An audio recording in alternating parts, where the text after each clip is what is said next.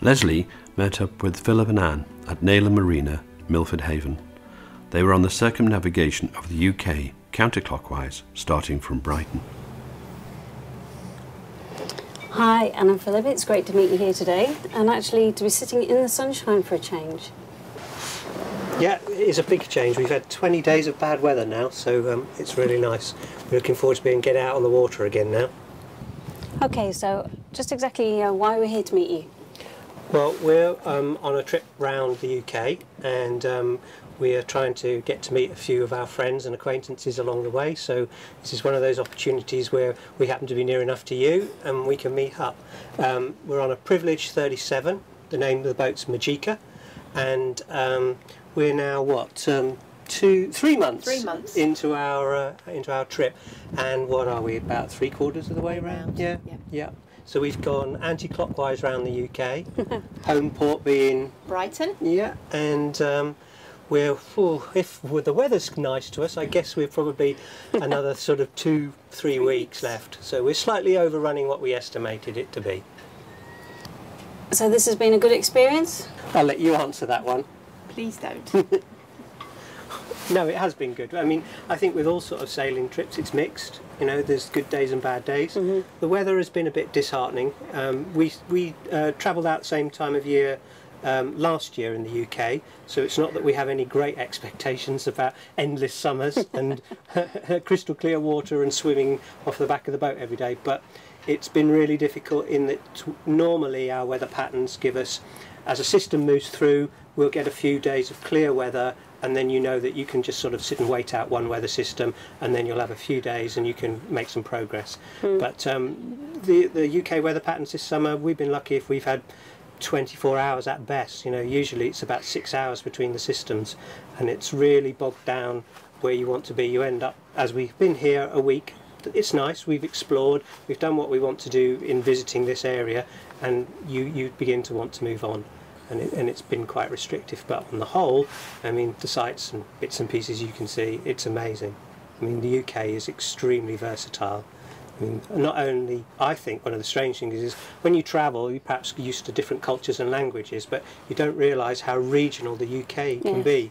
I mean, we can leave a Geordie accent in the morning and end up speaking to someone with a Scottish accent, and in different diet, different culture, different scenery.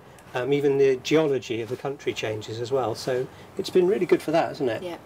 Sounds fantastic. It's a lovely place. Yeah. You don't realise how many islands we have either. No. No, that was quite surprising. I can't remember, I had a news interview or something the other day saying we got over 1,000 islands. Sure. And you just sort of think, well, there's Isle of Man, Isle of Wight, and then you get stuck. But you get up in the Scottish Isles and that, and yeah, it's amazing. You can't do them all. You know, I think you probably need to do, what do we reckon? A couple of years to do definitely. the UK justice. 2 years. Yeah. If you said I want to see everything, I'm going to go to all the islands, I'm going to go to all the little places. And that allows for weather as well. Yeah. 2 years. Yeah. I mean, the wind. Well, you'd have to plan more for the weather, but even so, I can't think we've had really a summer this year. It's been so up and down. I think you're very lucky to be here today with this sort of weather. But England's a beautiful place, and for the most, people have been friendly, haven't they? Yeah. And welcomed us. Yeah. And we have had a really good time. Yeah. It's been good. We've enjoyed ourselves. Yeah. Okay, so has there been any particular highlight? So, what are your favourite bits? I think Oban was my favourite. It's a nice town. Yeah, and I had my birthday there. And had a fabulous meal. Oh, at the fish restaurant. At a seafood temple. Yeah. And it really was a temple to And seafood. it's a cooperative for the local fishermen. So the fish was caught that morning. Wow. And That's then what it's they cook. yeah, and there's no menu. This is what we've got. So have a plateful. No, it's brilliant. Fabulous. Yeah, fantastic. I like the trip from Scarpa Flow on the Orkneys down to the Kyle of Tongue. We had dolphins playing in the bows for what, half an hour, 3/4 of an hour, and then we found a beautiful little anchorage behind a little island in the Kyle, and we anchored up there for the evening, our only barbecue of the summer, and we had seals playing on the beach. Sort of about white sand, they're about, what, 100 feet away, and they just kept coming up, and they were messing around on the beach, the pups, and they were going up and down the beach, and and back into the water, and they come and swim around the boat, and that was a really lovely. So there's the wildlife. We've seen basking sharks. We've seen Sorry, sea eagle. the sea eagle, yeah, sort of flying between the Quite islands. a lot of dolphins. Yeah, Whereabouts was the sea eagle? that was in the Isles. Where we come down when we left were in- Oban, I think. I think we Or were before on Oban. Rum Rum. when we saw the sea eagle. Yeah, So, yeah, some very, very barren places in the Scottish Isles. Very, very barren. I mean, just rocks. Yeah. Nothing Nothing. else. we went for a month without seeing a tree. Tree. Wow. Yes, and that's quite strange. Yeah, Yeah. you don't realise. No, you don't know. Nothing grows. Yeah. People don't have gardens No. on the Orkneys because just nothing grows. They have their pots with their bedding plants in, and they have coloured gravel for gardens. Yeah. And nothing grows. There's one little seaside town we were on, and you're so used to seeing all the little old cottages facing out along the prom, as it were. You walk along and all you think, oh, that would be a nice one. Perhaps we could live there.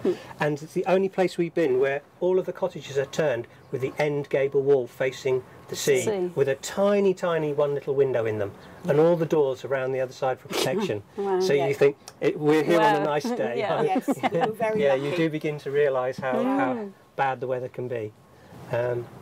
So I think some of the highlights like that. We've what was that castle we went to that was up on the east coast? One of the first Scottish towns we were visiting.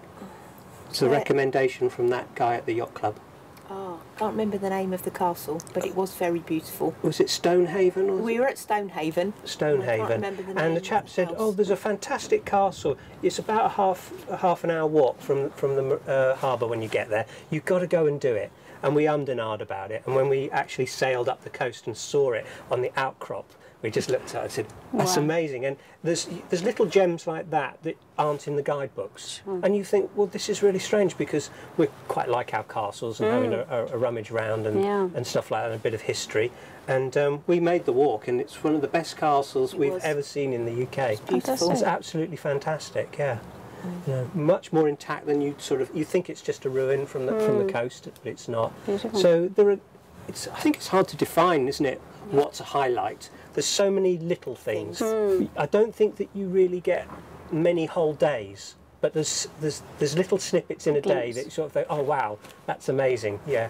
So it's the sighting of a dolphin or something like that. Wildlife is pretty good, or just something unusual that you see from the boat looking back at the coast. That's also a strange experience if it's your own homeland. Yes. You're so used to seeing it in your television and in your culture and everything that when you make that leap to go out and see the world from a boat, the point of view of seeing it perhaps how everyone else did when they arrived for the first time. So from that distance, the land could be 1,000 years old, Yes. because what you see are quite often the castles still stand out as the main thing that's identifiable from a long distance. Usually spoilt by a radio mast behind it, but you can't fool yourself all the time. And especially in Scotland, they were very good at building walls, but rubbish at roofs. Oh, because yes. Nothing had A roofs roof. on it. Yeah, that's No. really strange. The roofs seem to collapse in the first few years of a building not being used, and they're left with these beautiful, perfect walls everywhere. But no roofs. Yeah. But, we went to where the first people were settled in the mud. In the mud Oh yeah, huts. the prehistoric village, wasn't it? Yeah. Yes, up on the Orkneys. That was pretty good. So Fantastic. we've not seen anything that old history-wise. And the man who found the settlement had his house, his villa, He was the Earl, wasn't he? He was the Laird. The Laird, yeah. and his House. and we actually we were looking through his house, which is open to the public, and the Laird came through and spoke to us, didn't he? Yeah. And we only knew it was him. Well, because you just we'd seen his seen a photo on the wall. I said, "Do you know who that was?" I said, "No, I'm the Laird. Not by special arrangement. No, it was his No. great grandfather had unearthed this settlement, Yeah, hadn't he, yeah. that had been covered with sands, and they only found it after an enormous storm in the 30s. It's older than Wow. Stonehenge, and which is older than the pyramid. So it's one of the earliest sort of bits of reasonable Gosh. architecture in that sense around, and it's still quite intact. You can stand above it and look round it, and you can see the Oh. tables, the chairs, Really? all out of stone, and the size of the living But they accommodation. made us a replica, didn't they? So Yeah, we there could was a- actually yeah, go around you and can walk in that one. Yeah. Right. So That that was was really good. good. And we cycled there, didn't Yeah. we? 6 miles there and 6 miles back. Yeah. Scotland. Up and down. Yes. I wasn't a happy bunny. Something different though. Yes. But the food's good as well, isn't it? I Yes. mean, we haven't actually. We got mackerel off the back of the boat. We caught quite a bit of mackerel this Yes. year. Didn't get anything 100 last things year. to do with a Mackerel, mackerel. yes. I know these things. But also cadging fish off Yeah, of the. we've been given fish off trawlers. Yeah. In Excellent. fact, it's really Yeah. hard to buy decent fresh fish. It all gets shipped out of the country so quickly. And in fact, where were we? Where we flagged a trawler down? Kinloch Burvey. Yes, that's a strange experience. We pulled into what is a tiny little fishing port, and it's very run down. There's not much local business, but there is a big sort of disused fish market and a few trawlers around. So we go and find the harbour master, and he sort of checks us all in. He says, "Yeah, you'll be okay there." He says, "Are you all right with your boat against the wall?" Nice big white shiny boat, and this is where the trawlers normally more right. So no, we're fine. We don't mind that. We're okay with that. So we did that, and we said, "Oh, is there any way around here where we might be able to get some fish off one of the local fishermen or something?" And he said, yeah, Jim's coming in this afternoon about tea time. He said, "You can't miss him. He's like so high, ginger hair, short ginger hair." And we thought, okay, well, that sounds a reasonable description. But so tea time comes round, 6 o'clock, and we're sort of thinking, I wonder what he's got, perhaps a little one of these quarter boats, an open boat, and he's been out. And no, it was the biggest fishing, deep ocean trawler you've ever seen, and they landed 90 tons of fish. They've been out for. If the harbour master said it's the really big red trawler, you won't miss it because it's like that. And they had a conveyor belt and all mechanical systems to unload the fish. It still took what, 4.5 hours for them to unload it. Night, wasn't it? And yeah, they just gave us a bucket of fish. It must have been spectacular to watch. Oh, it's though. amazing. Yeah. But they were giving us fish we'd never seen. You know, what's that? Oh, that's called redfish. Yeah, but what's its real name? No, its real name is redfish. And we'd never seen it before. Did you eat it? Yeah. Oh, yes. Yeah. And was it good? It's fantastic. It's what this country used to eat before cod. So, yeah. Well, I've never even but it's heard only of it. available deep ocean. It's a deep ocean fish. I always go off Majica to gut and scale fish because I just get it everywhere. And I took this nice big pink bucket of fish off the boat and with my sharp knife to get it ready for cooking. And one of the lorry drivers strolled up to me and said to me, "Oh," he said, "that looks good fish." He said to me, "What are you going to do with it?" So I said, "Well, I'm going to fillet it and then cook it for dinner." And he said, I said, "But I've never seen this, have you?" And he said, "No, but if you like, I'll fillet it for you." And he used to be a filleter for 30 years before they all got made redundant, and now he's a lorry driver, and he drove that catch all the way to Spain. So we just watched this man do all our fillets for us, and it was fabulous. Yeah. He was such a skill, wasn't it? Yeah. I think it's those little sorts of things. Yes. Those are the little gems that you Yes. say. But I say it's only a half an hour out of a day. Yeah. But that's what sort of makes the little highlights. It's the odd things that happen Yeah. to you. It's what you And remember. sometimes Really it can nice. even be the bad things, you know. Yeah. So if you say what's a highlight, it's not really a highlight. But getting Just the here nice things. was our worst day's sail we've ever had. Yeah. The forecast kicked up more than we thought it was going to be. And earlier. Yeah, and earlier. 2 We hours probably early. pushed our limit because we don't usually sail if the forecast has got 6 in it. But this said 6, and we were really fed up with where we were. We wanted to move on. We had a 4-day forecast showing no other gaps in the weather, so we thought, this is a gap, we'll go for it.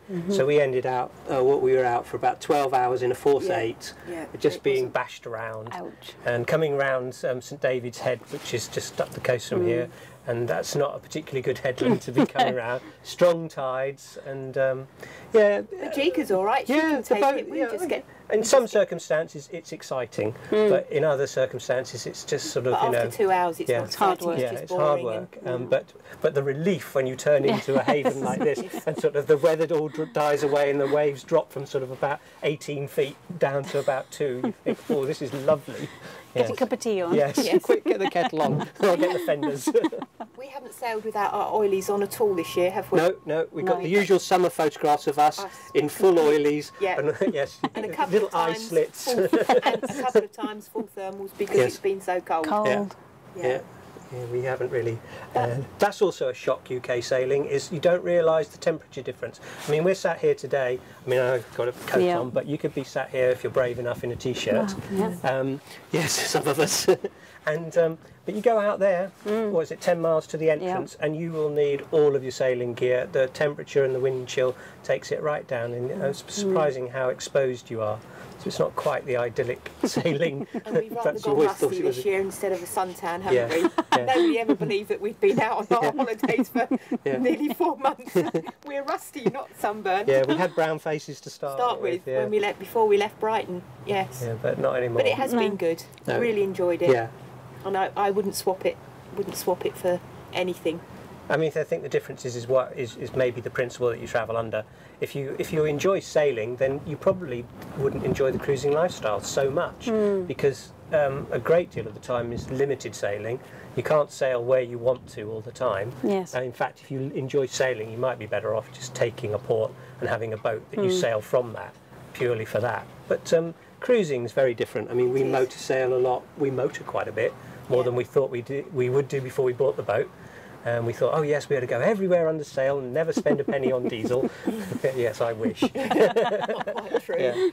No, well, we're out for 3 months now. Yes. And I guess on average for the last 2 years we've done about 900 litres.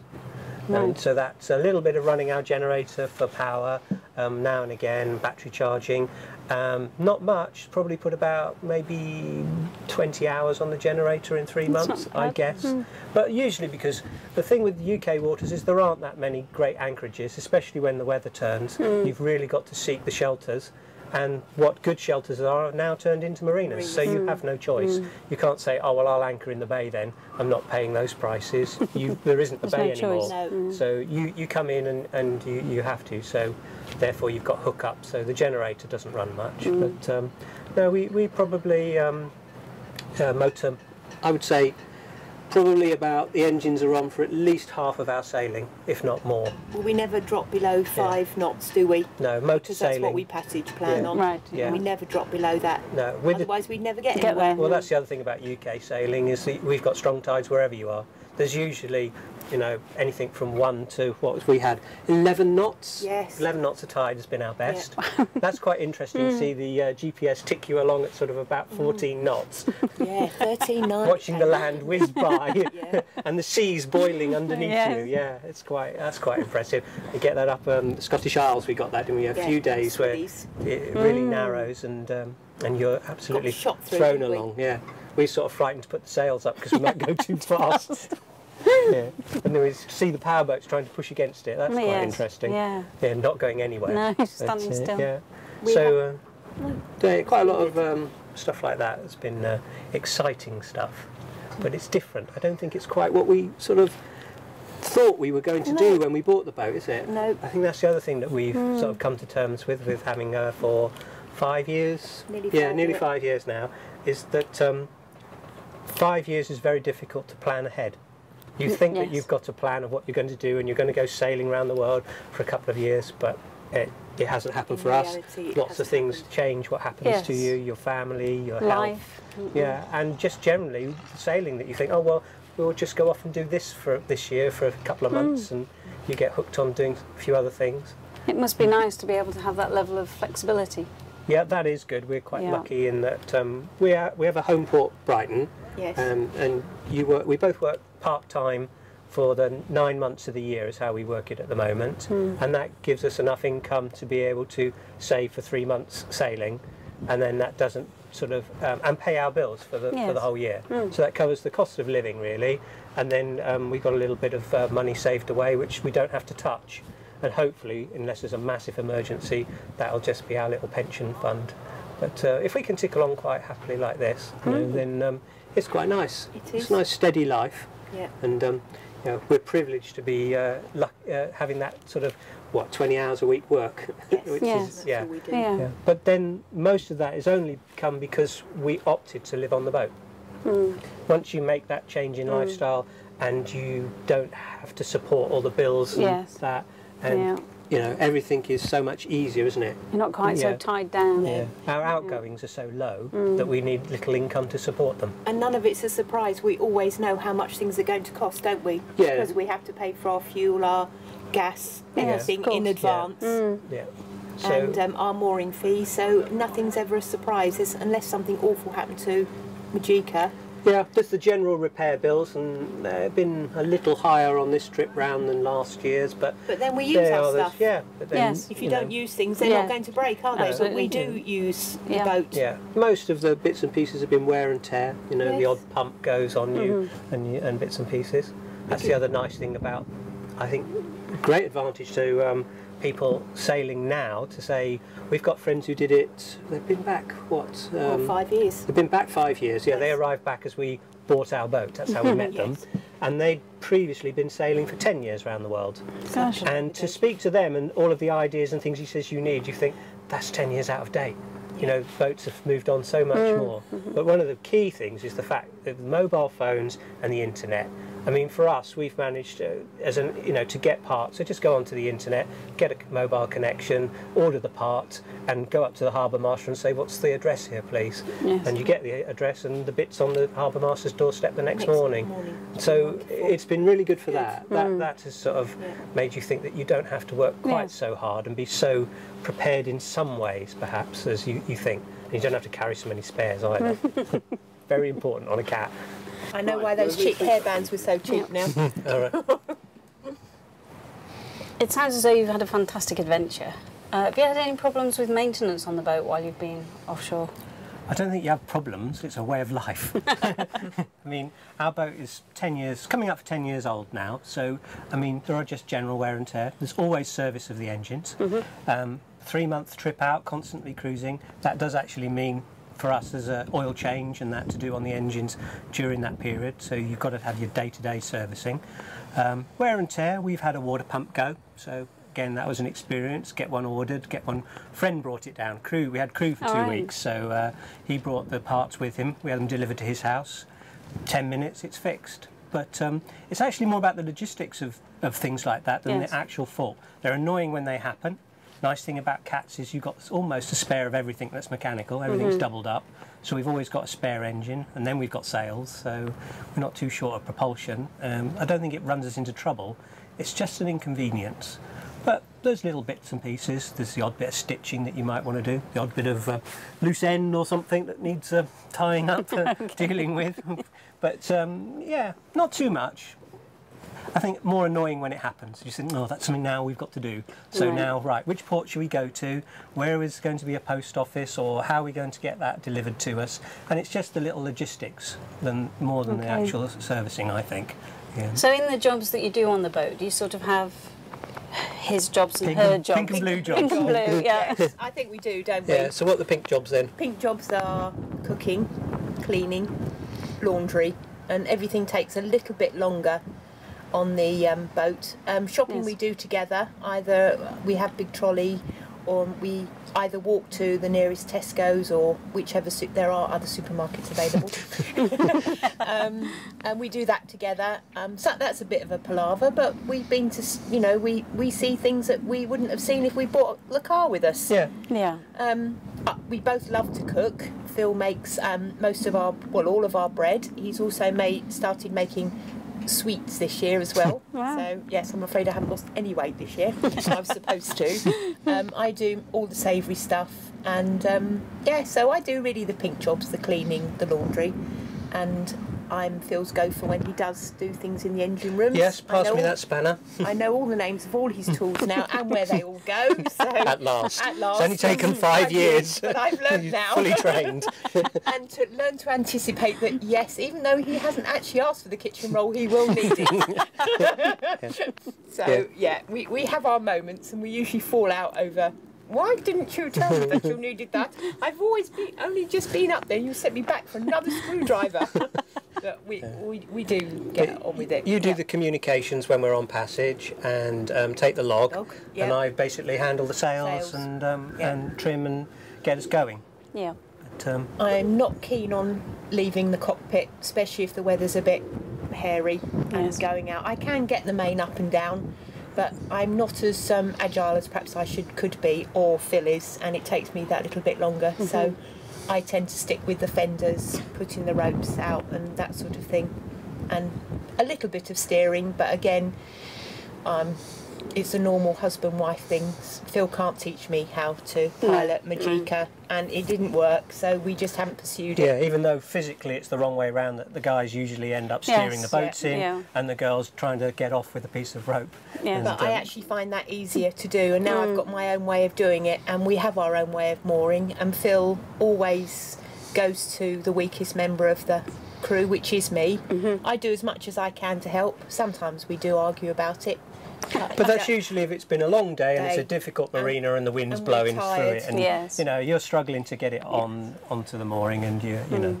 But most of the time, it's not a problem. Mooring's not too bad. Not keen on anchoring. You hate anchoring. I hate anchoring. Let's rephrase that. Yes, I do hate anchoring. We had a couple of not this year. Last year, yeah. Last year we dragged our anchor a couple of times, and when we had a really bad storm in Fishguard, I actually couldn't sleep and got up at 3 o'clock. But we never moved. But we didn't move. No, the new anchor's working very well. Yes. So, but I was worried, and that's the only thing I don't like, is because we dragged our anchor. When we dragged our anchor, we weren't in trouble. We just ended up tied up in a knot in some dinghies and spent the entire night winching ourselves out of it. And then the local fisherman coming to work in the morning, rowing his tender out to his fishing boat, saying, "You can't moor there.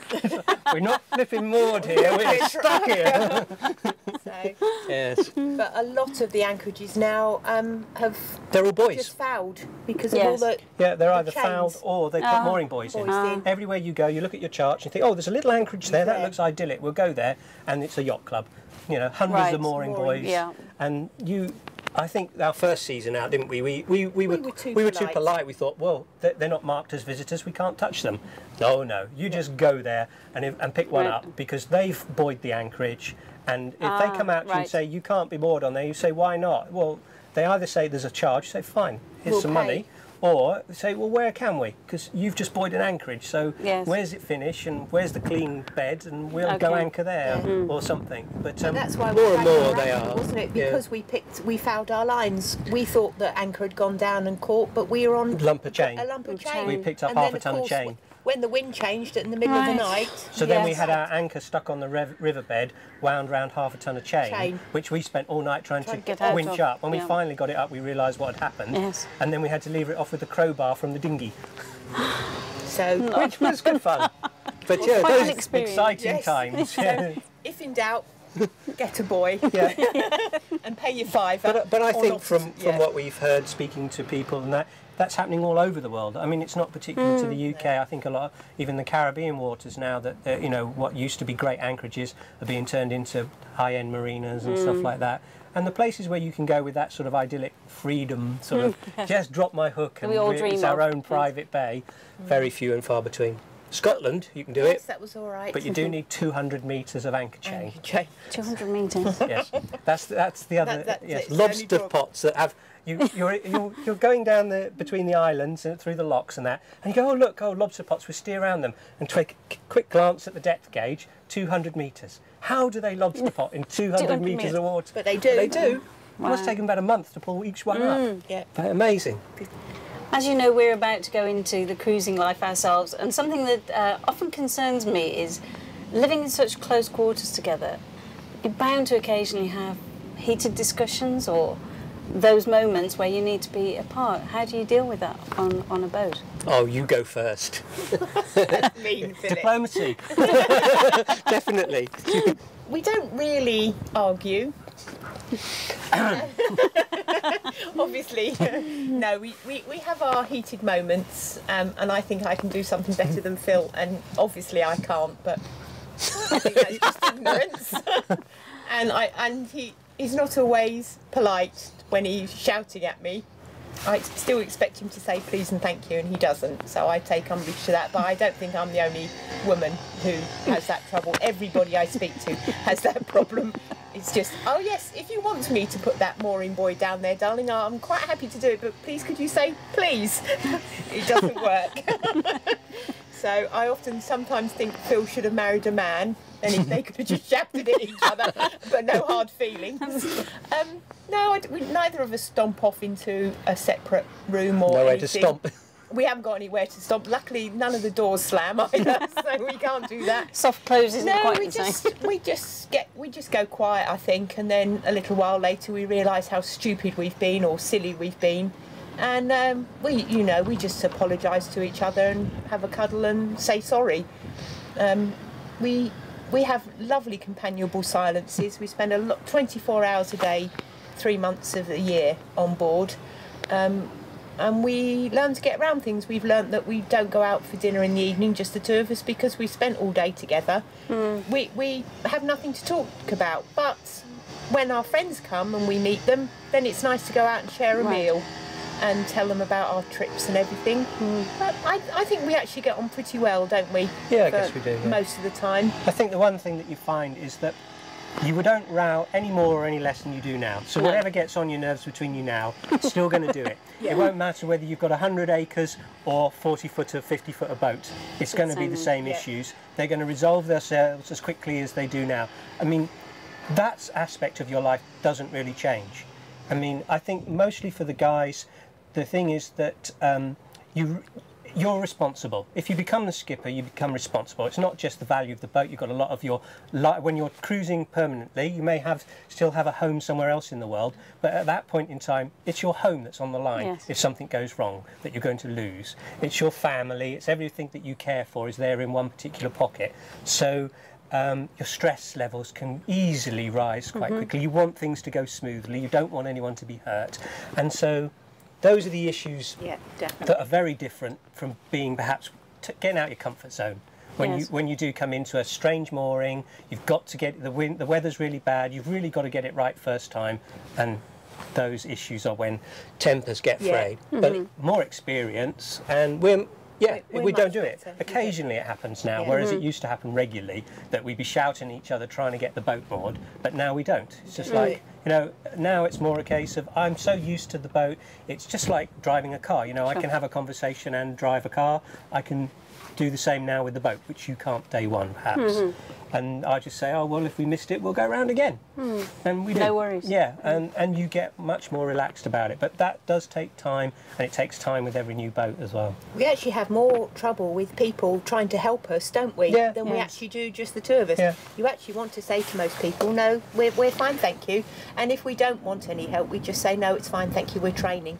Because people want to pull the bow in, and I always stop off the stern because that I'm not going to jump. We can't. So we just get used to our own system. Oh wait, and Phil always brings the back in first, so I can step off. I never jump, and he'll get close enough, and I tie up the back, and then I walk forward sedately. I never run anywhere. We just do everything as much as I try. really slowly. Faster. No, I'm not going faster. No, I think the other thing that you probably would want to be sure of is that if you've got very busy individual lifestyles at the moment and they don't come together very often, then even though you'll have your own hobbies on board, even if you've got a pretty big boat with perhaps a cabin dedicated to each of your own hobbies, that will help a lot. But even so, it's so much shared space and there's no getting away from each other. And if you can't spend, sort of say a month together 24/7 on land, you won't stand a chance afloat because it doesn't make any difference. You are still fundamentally the same people. The boat won't change you. It'll probably highlight all the bad points, I'd say. And the good points. But we have our own things that we do, don't you? You paint. And you're on your computer. And when I got connection. And I like to read. We fish, you just the whole thing slows down, you potter around and you get more relaxed as time goes on. But if you can get through that, the first year I think, and the first season of cruising is really stressful. We found it much easier to learn to relax this year than we did last year because we both had full-time jobs. And we were busy people, weren't we? And there was always something going on, and you just have to learn to slow down. But there's still another day. Let go. Yes. And this year we've learnt to slow down completely. Too slow. We're not back yet. We're not back yet. No. So. That sounds like some very good advice. Thank you. Okay, I thought I'd give you a bit of a tour of our Privilege 37 for those of you who might like one. This is a cockpit area. We've got a helm station here, dual engine controls, and we use a Marine system,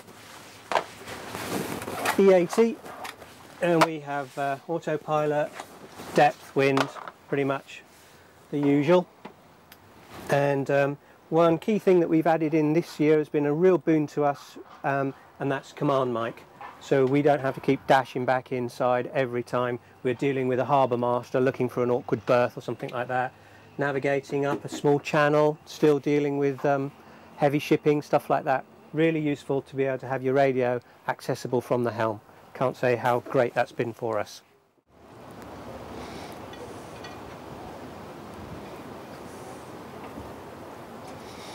Okay, one of the big things for cruising cats is where you keep all your junk.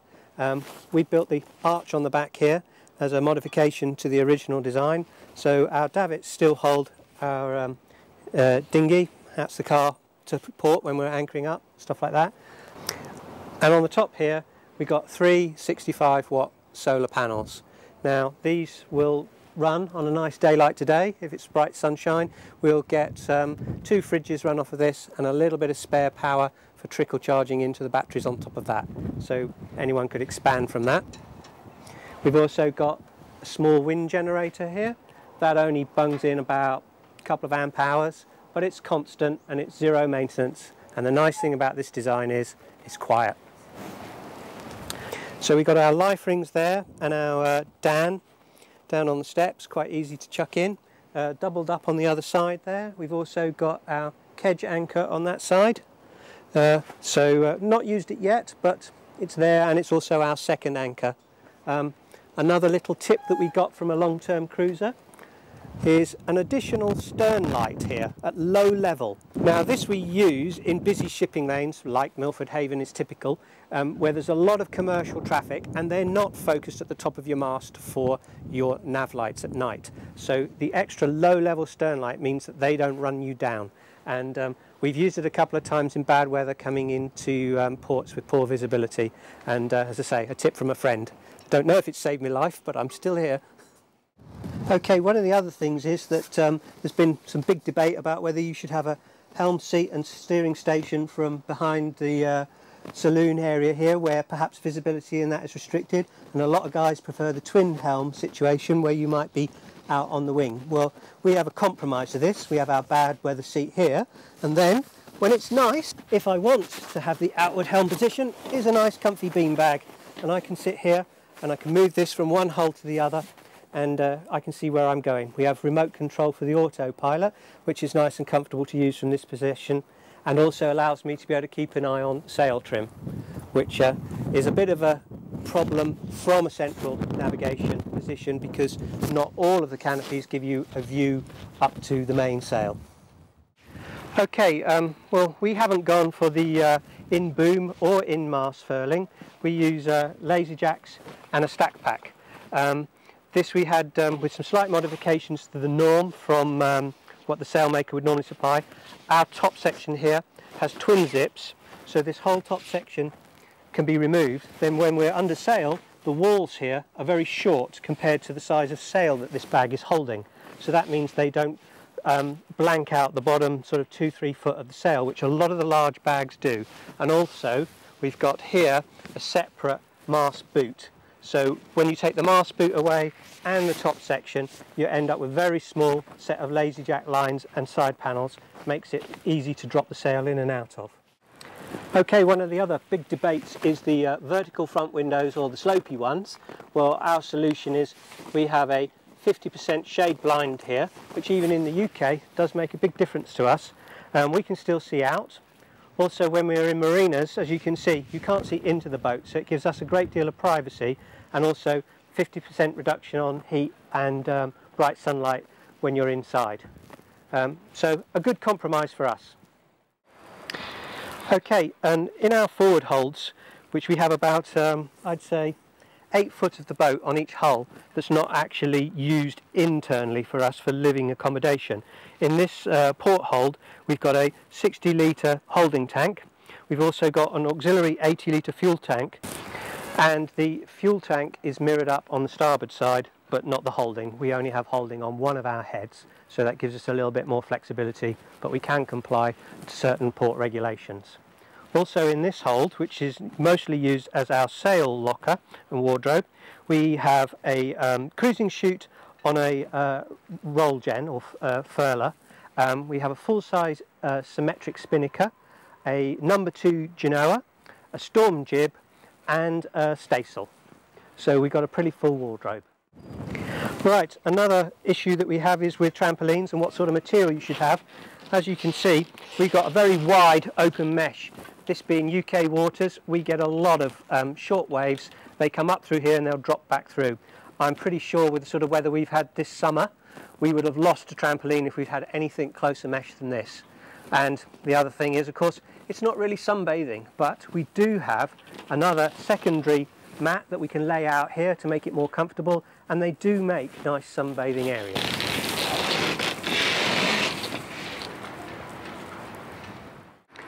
Right, and as I mentioned with our sail wardrobe, we have a cruising chute on a furler. Now, we don't have a full bowsprit or a pole. What we have is this small modified section frame here, tension taken down on a couple of Dyneema strops to the hulls, and this provides us just enough clearance here to be able to fly, furl and jibe a cruising chute.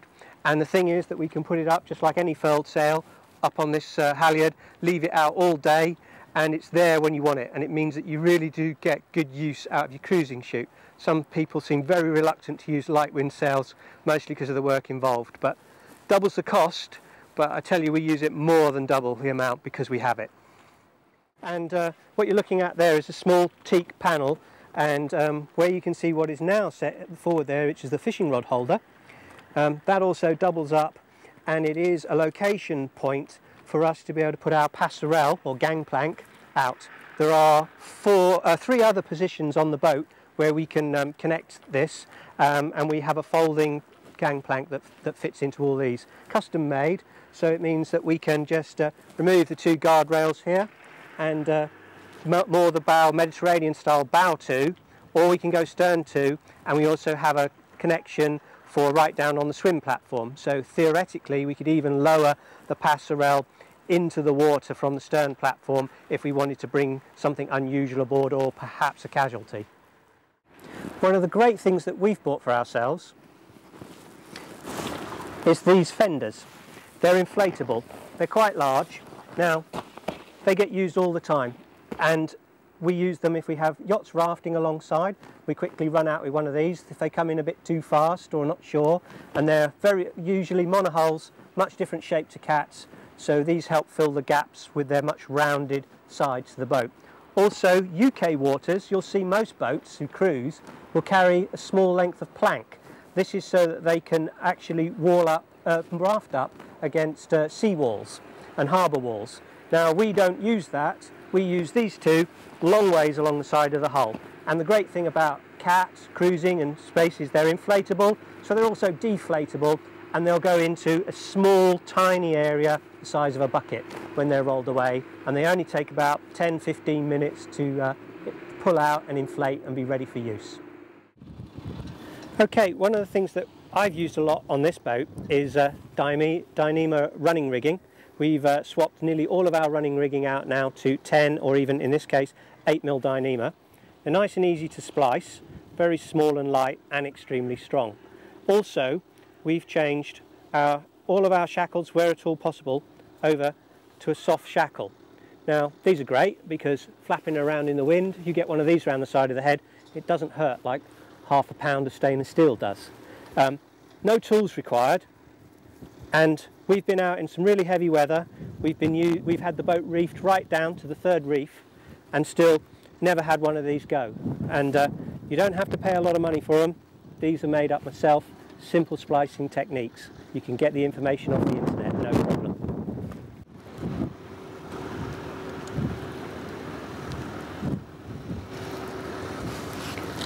Okay, for the long-term cruising cat guys out there, one of the things you'll probably want is a shortwave radio, and that does bring in a few problems with the aerial, which we found.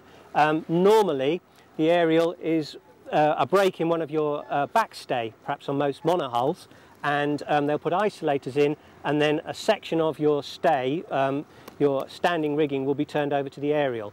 Now on a cat that's a bit of a problem because we don't have a backstay for a start, we've just got inner and outer shrouds, and if we put it on one side we've got imbalance in the system, and that worried me a little bit. I considered it to be a weak point. These carry most of the load for the boat when it's under sail, so we had a chat with some radio ham guys. These chaps do a lot of jerry-rigging of aerials and equipment and make things in their back garden, and I got some really good information from them on what I really needed and what was actually going on. So the upshot of it was that what we've done is we've got a section of 6mm braid-on-braid rope here. We removed the inner core, just leaving the outer, and then threaded the actual aerial cable up inside. And this allowed us to run the aerial separately. We've got a little bit of bungee cord here that gives us some elastic in it, keeps the aerial under tension. We don't get too much flapping around, but obviously we don't tension it mechanically so that it breaks the aerial. Then that comes out and round and into this deck gland here, and then internally that's connected up with our SSB radio inside. And it's been a really cheap, simple solution for us, and we've had no problems with it. Okay, one other little thing that we've added to our boat are mooring anodes. Now, with the amount of electronics that everyone has on their long-term cruising cats now, you get a lot of issues with anodes. We also have sail drive on this boat, which means that we can't actually bolt big anodes to protect the leg. It's whatever's supplied for that particular brand of leg. Also, we have Brunton props, and they have a very small anode, cone anode on the end of them. Now, with our boat set up the way it is, and with the advice from Brunton on the props, what happens is they recommend we change our anodes twice a year. Now, haul out and access to do that can be quite difficult. So we've got a good solution, and that is to use a mooring anode. This is bonded through the hull here, and that gives us a direct link to our earth bonding on the inside, which means that then these very cheap anodes, which this must weigh, I don't know, about a kilo. This one's 2 seasons old, a little bit of pitting on it, so it is working, but it saved us the ability. Now we only change our other anodes once a season.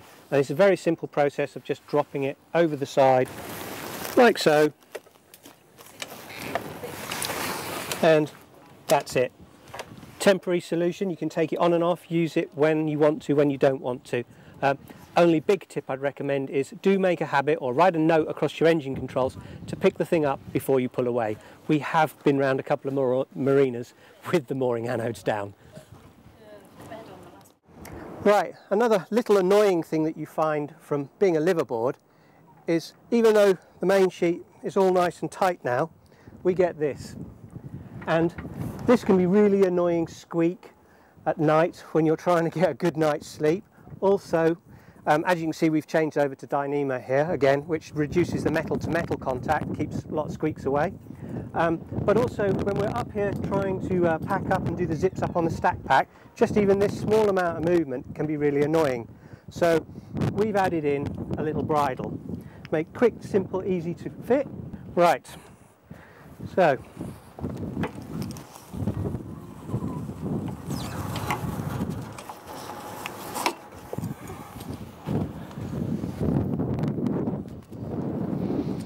obviously you'll have to adapt a small system that works well for your boat.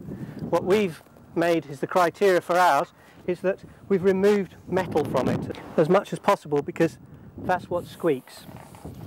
Then just bring it down here, our only metal clip, tighten up.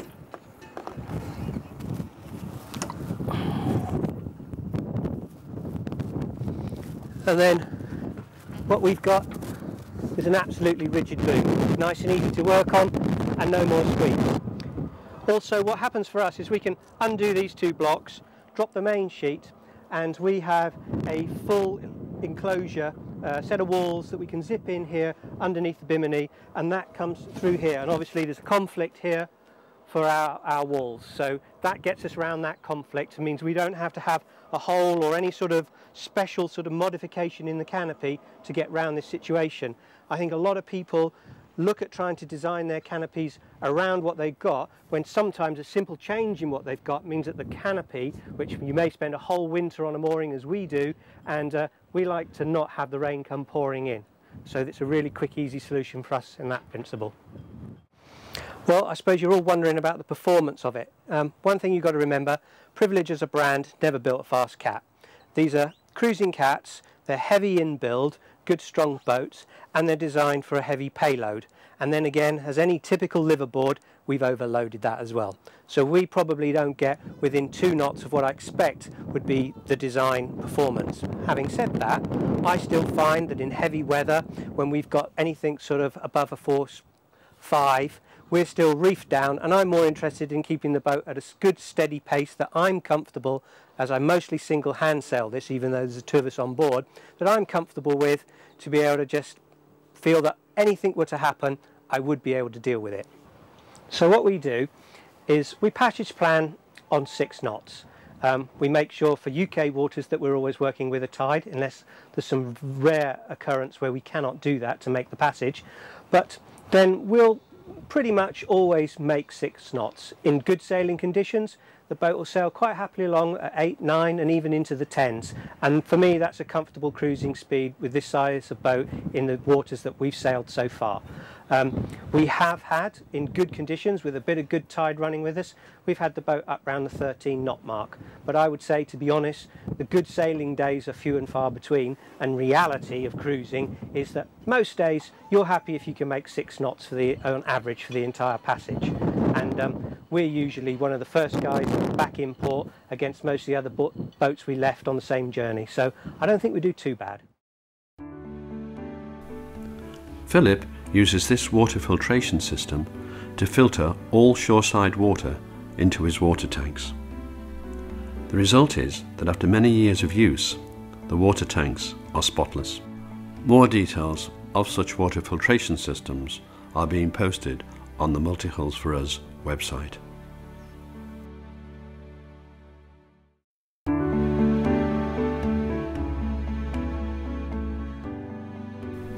Majica in many ways looks and is better than new.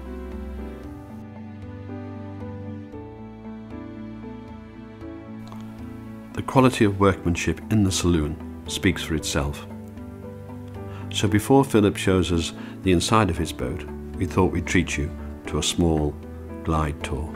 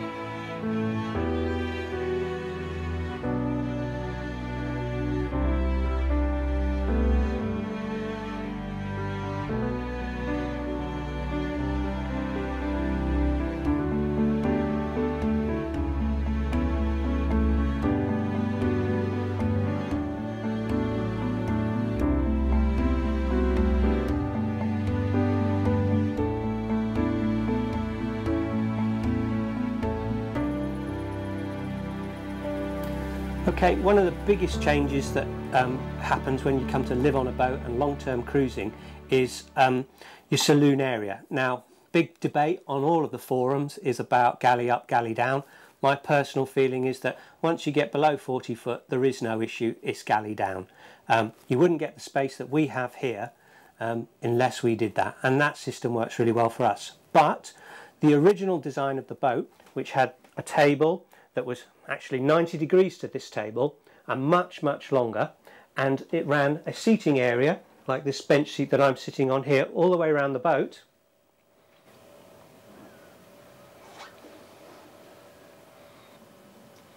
Right, so we made these changes because we need a lounge area. We want to be able to sit, read a book, relax, you know, put your feet up. So this gives us the flexibility to do all of that. We've still got a dinette for when two of us are here. This is the area, so we'll sit here, have our meals, and then we'll move into the lounge. One of the key things you've got to remember on a boat when you're living in such a small space is every item must have at least a couple of uses. Now for us this works really well. We can keep all the tools for repair work on the boat in here, and also we've got the stool. This stool is also the helm seat when we're under sail. Okay, everybody has a bit of home entertainment on board. What we've got is car system, multi-display here, touch screen. This is linked through to an iPod, so we condensed all of our music that we owned before we moved aboard onto one large iPod. We've got it backed up on hard drives for security, and from here we can access all of our music. So that's nice. So we can also play speakers out into the cockpit and into here. But also we took the opportunity to take a model that could play DVDs. So that allows us to be able to have cinema evenings, because it does get rained in here and we do have to sit around and wait for the weather to change. So what we do is we have this system rigged to a projector, and then that plays over our heads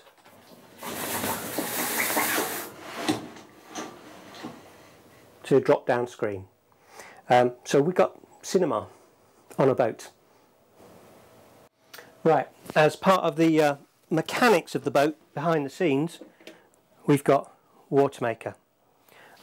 This one's a 75 litre per hour unit, and taps into the water tank and runs from the generator, and it needs the use of additional power sharing from the inverters just for the start. But once the machine's up and running and producing water, then the system will run from the generator, which is 3 kilowatt, quite happily, and leave some left over for trickle charging on the batteries. Okay, we're in the port aft cabin. If we do have guests, then we'll put a mattress in here, move all of our junk out into the other spare cabin, and that's how we'll accommodate people. But generally for cruising, just the two of us, as you can see, we've got storage crates for our extra bits and pieces, so we're nice and easy to hand rather than rummaging through holds. Underneath the mattress on these privileged models are your engine rooms. So at the moment I've got the top engine lids open. There are access to the front of the engines, so you don't actually need to lift up the mattress to be able to get to an engine. So in here we've got one of the 30 horsepower Yanmar 3-cylinder engines, sail drive leg. We've also got Fisher Panda 3 kVA generator. Behind that we have Mikumi wet system heating, not air conditioning because we're not in the Caribbean.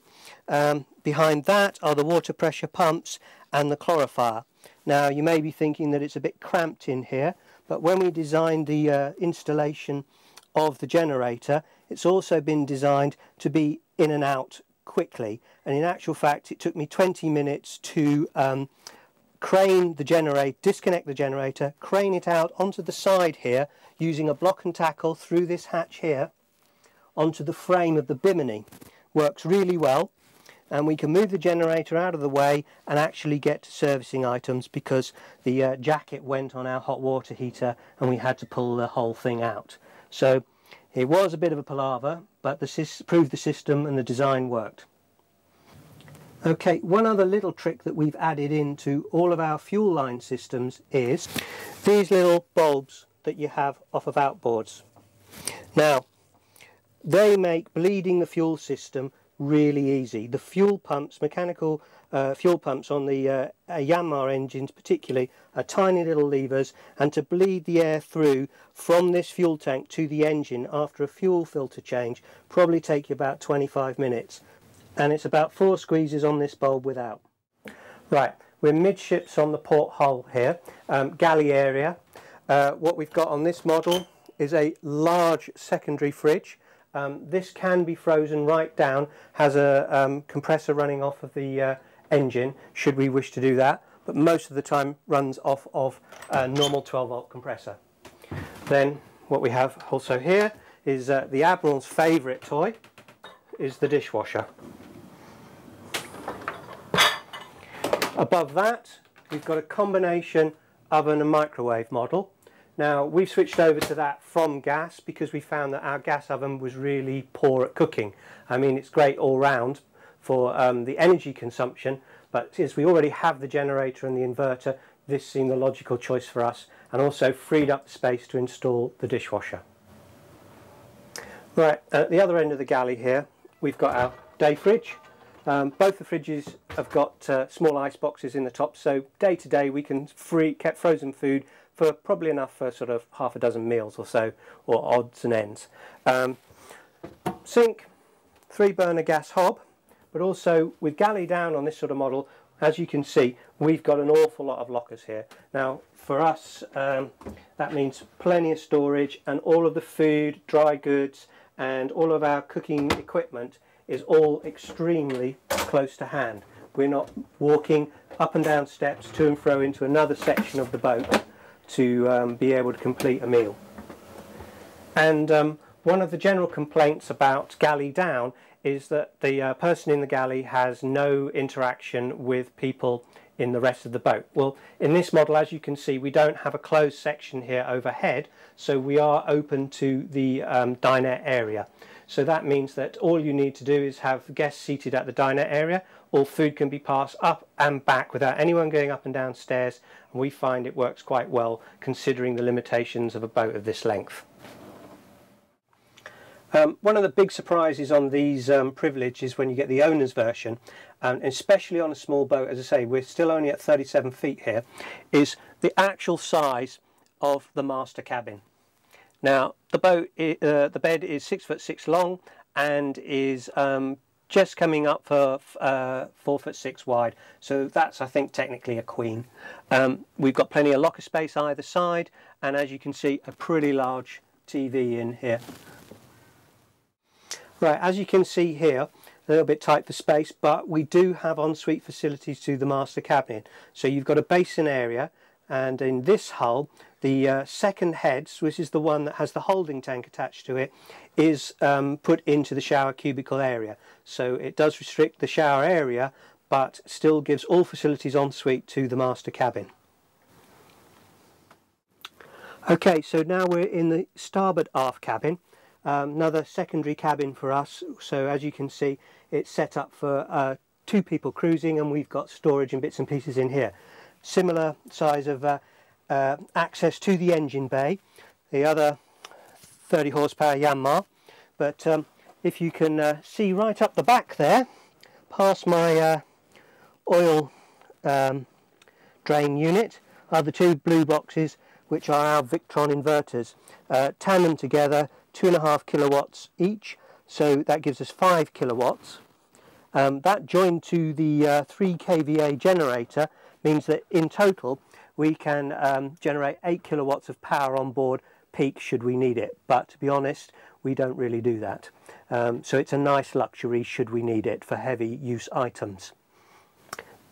Then what we have here are Trojan batteries, 6-volt batteries paired together to make 12s, and what you've got there is a bank that gives just under 800 amp hours in total. Then down here on the other side we've got our full fuel transfer unit that we've made up. You may remember from earlier on we talked about the auxiliary fuel tanks in the 2 forward holds. This little system here with the fuel pump and the 2 Raycor water separators allows us to transfer fuel from the 2 forward tanks to either of the aft tanks. So the boat was originally designed with 1 each in each hull to each engine of these 80 litre Vitus tanks. So we've now doubled that up and carry 360 litres in total, and have found that to be extremely useful because fuel is not as available even in the UK in marinas as much as we'd like it to be, and quite often you're forced to be running jerry cans to and fro. So with this sort of fuel capacity we can then fuel up at a dock much more easily.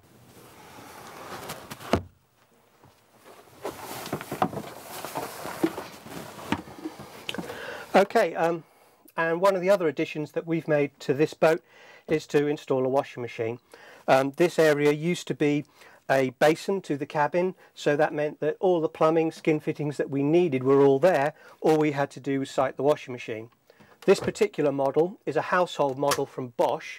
The only difference with it is it's extremely shallow in depth. It's standard height, standard width for Europe, but it's the depth that's really shallow, and it gives a good just over half load to a standard European washing machine. So that works out ideal for us. Okay, we're now midships on the starboard side. This is the equivalent area to the galley that we looked at on port side.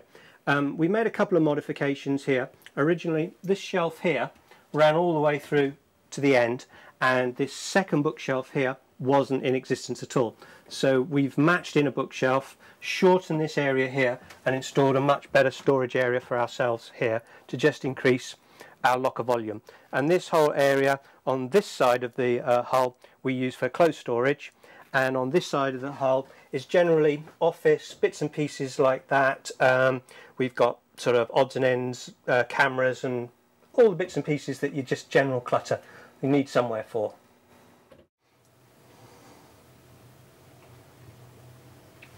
Right, I'm now stood in the shower cubicle in the starboard hull forward.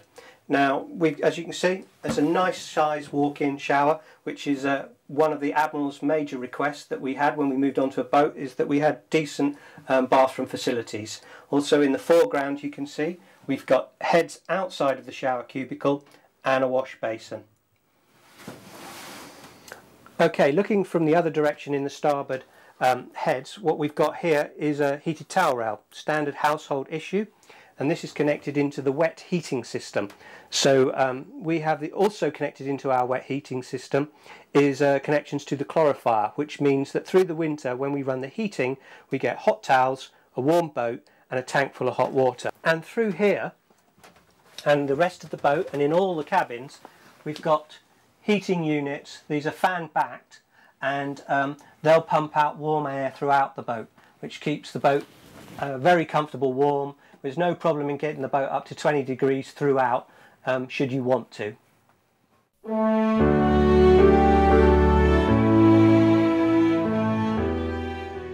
Well, I'd like to thank you both for a fantastic day. It's been great to have a look around your boat. You've got some brilliant things going on there, and I really admire what you've been doing over the past few weeks.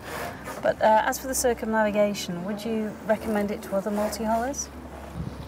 Oh, you've been welcome. I think we've had a good time coming around, haven't we? We have. I certainly think that for the people out there, two things we've learned is that you should look at your own country before you go venturing off around the world, because you'd be surprised what there is there. And I think it's been a good experience to show some cruising can be done, and you can have a good time out of it, even though the weather can be a bit temperamental, to do some high latitude cruising.